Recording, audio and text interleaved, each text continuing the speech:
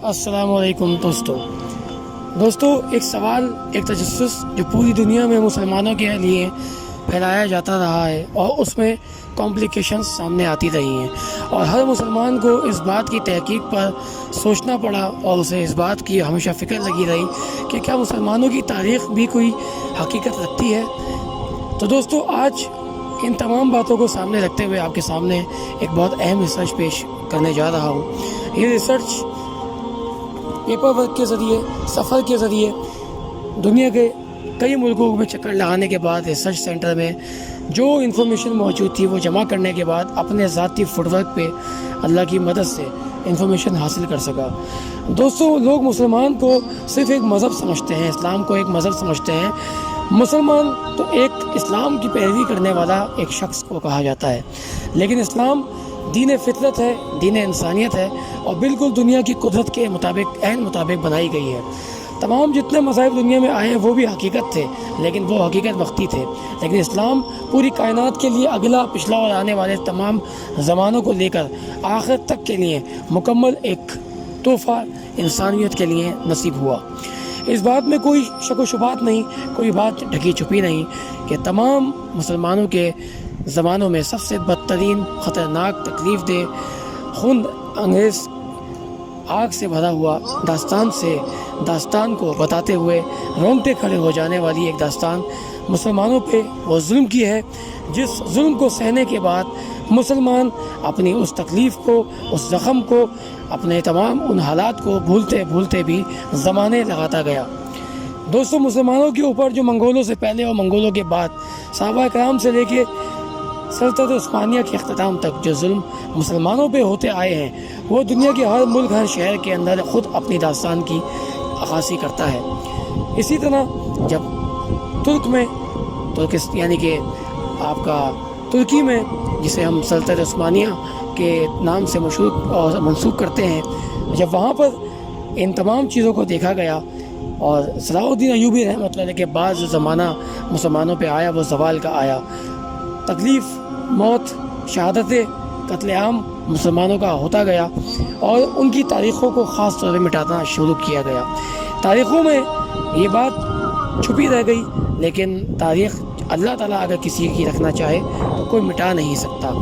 لہٰذا ان تمام تاریخوں میں یہ تاریخ واضح طور پہ ہمیں کھوجنے سے ملی، جو شاید آج علماء کرام کے پاس اس کی انفارمیشن نہیں، اس کی تصدیق کرانے کے لیے بھی ہمیں علماء سے مدد مانگنا پڑتی ہے، لیکن ہم قاصر رہتے ہیں۔ انفارمیشن ریسرچ بیس ہوتی ہے اور قرآن و حدیث کا علم علماء کے پاس ہوتا ہے، لہٰذا یہ دو الگ الگ شعبے ہیں، انہیں آپس میں ٹکرایا نہیں جاتا بلکہ انہیں آپس میں ملایا جاتا ہے۔ اسی بات کو آگے بڑھاتے ہوئے میں آپ تمام لوگوں کو یہ بات بتاتا چلوں کہ یہ جو مارشل آرٹ ہے، حضرت سعد ابن ابی وقاص جو کہ آپ علیہ السلام کے رشتہ دار بھی تھے، آپ علیہ السلام کے کہنے پہ سب سے پہلے وہ شخص تھے جنہوں نے چین کا رخ کیا اور ریشمین کپڑے کی تجارت کے لیے ریشمین سلک روڈ بنائی۔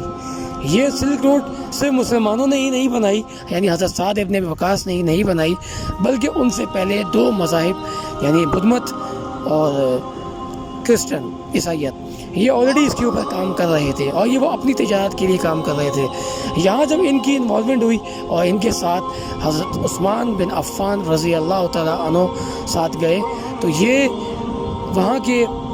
چائنا کے اندر امپیریا جو اس وقت کا کنگ تھا، باقاعدہ طور سے اس کی طرف سے انہیں ایک خوش آمدید کیا کہا گیا، ایک بہت اچھا ویلکم دیا گیا تھا، اور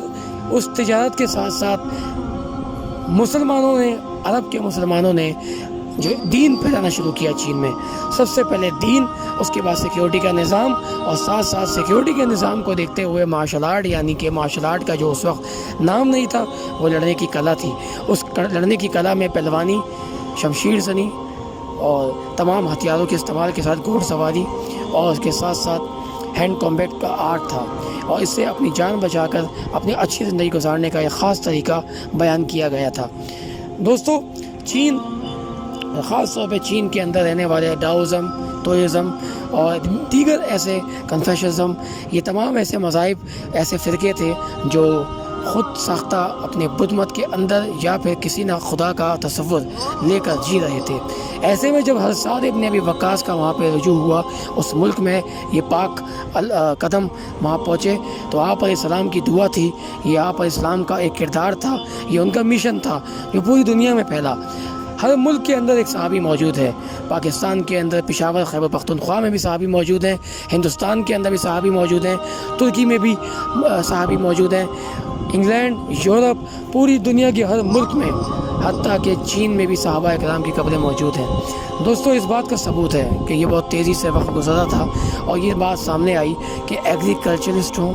چاہے ڈاکٹر ہوں، چاہے سائنٹسٹ ہوں، شروع صدیوں سے مسلمانوں کا بہت بڑا کردار رہا ہے۔ ان سے پہلے ایسا کوئی شخص دنیا میں نمایاں نہ ہو سکا،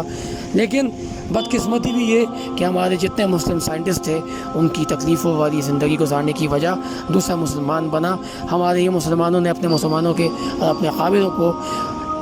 مٹی میں پلیت کرتے ہوئے ان کی تاریخوں کو چھپا دیا، انہیں ان سے فائدہ حاصل نہ کیا، جس کی وجہ سے آج ہم اپنی بنا تاریخ کے زندہ ہیں اور ہم دوسروں کی تاریخوں کو پڑھتے ہیں، ڈرامے دیکھتے ہیں۔ لہٰذا اس بات کو سمجھنے کے لیے ہمارے پاس یہ بہت اہم بات ہے کہ حضرت سعد ابن ابی وقاص نے جب یہ سلک روڈ بنائی تو اس وقت عیسائیت اور خاص طور پہ بدھ مت اپنا کام بہت بہتر طریقے سے کر رہے تھے، اور اپنے اس نظام کو قائم کرنے کے لیے، تجارت کرنے کے لیے انہوں نے اپنے آپ کو پہلے سے ہی سلک روڈ کے اوپر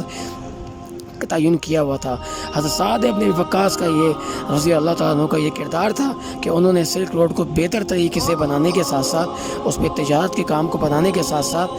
یہ جو آج ہندوستان کے اندر اور آپ کے چین کے اندر جو ہربل یعنی کہ آپ کا جو دیسی دوائی کا نظام ہے، یہ پڑھانے والے سکھانے والے عرب تھے، اور یہ تاریخ چھپا دی گئی، لیکن آج بھی چین کی روایتی ریسرچ سینٹر کے اندر تمام یہ انفارمیشن موجود ہیں جو کہ باہر نہیں نکالی جاتی اور ان کو چھپایا جاتا ہے۔ لیکن یہ تاریخیں مارشل آرٹ کے نام پہ نہیں چھپائی جاتی، بلکہ یہ ان کی جرنل انفارمیشن کے تحت چھپائی جاتی ہیں۔ مارشل آرٹ اپنے آپ میں ایک فن ہے، لہٰذا اس کو دنیا کی تمام تعلیمات اور تمام علوم کے اندر اس کو شامل نہیں کیا جا سکتا۔ یہ وقت کی ضرورت ہے، اس وقت کی بھی ضرورت تھی۔ منگولوں نے ترکیوں کے بڑے بڑے بادشاہوں کو اغوا کیا، ان پہ قبضہ کیا، ان کی عورتوں کو غلام بنایا، مردوں کو غلام بنایا، قتل و غارت کیا، اور ان کی پڑھی لکھی جو عوام یعنی مسلمانوں کے اندر جو پڑھے لکھے لوگ ہوتے تھے، ان کو انسٹرومنٹ بھی جسے ہم کہتے ہیں، انسٹرومنٹ کے اوپر وہ رکھا گیا، ہاسٹیج بنایا گیا قبضے میں کر کے، کہ جب تک یہ لوگ ہمارے لیے پڑھے لکھے لوگ کام کریں گے، ہمارے سفیر بن کے منگولوں کی نظام کو قائم کریں گے، چین جائیں گے، دوسرے ممالک میں جا کے کانٹریکٹ سائن کریں گے اور ہمارے کہنے کے مطابق کام کریں گے، تب تک تم تمام لوگ زندہ رہو گے۔ اسی بنیاد پر مسلمانوں کا کردار پہلے بھی اور بعد میں بھی کلٹیویشن، ڈیولپمنٹ کے ساتھ ساتھ مارشل آرٹ کے اندر بہت بڑا کردار رہا ہے۔ یہ انفارمیشن آپ تمام لوگوں کے لیے محدود ہوگی، لیکن اس محدود میں بھی آپ کو جو علم ملا ہوگا، یقیناً وہ علم اس دنیا کے لیے، اس کی علم کے لیے، اس کے ڈیولپمنٹ کے لیے، ایک فخر کے لیے کہ مسلمان دنیا کے اندر صرف ایک اسلام پہ چلنے کے لیے نہیں آیا تھا، بلکہ وہ دنیا کے اندر ایجاد کرنے کے لیے بھی آیا تھا۔ اس نے ایک چیز نہیں، دنیا کی کئی لاکھوں چیزوں کو ایجاد کرنے میں کردار ادا کیا ہے، چاہے ابن حسم ہو، چاہے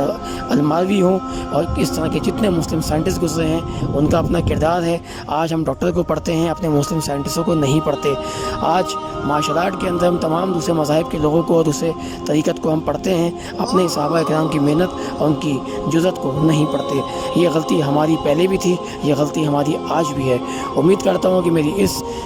انفارمیشن سے آپ لوگوں کو فائدہ ہوا ہوگا۔ انشاءاللہ اس کے بعد ایک اہم انفارمیشن مزید شیئر کرنے کی کوشش کروں گا۔ السلام علیکم۔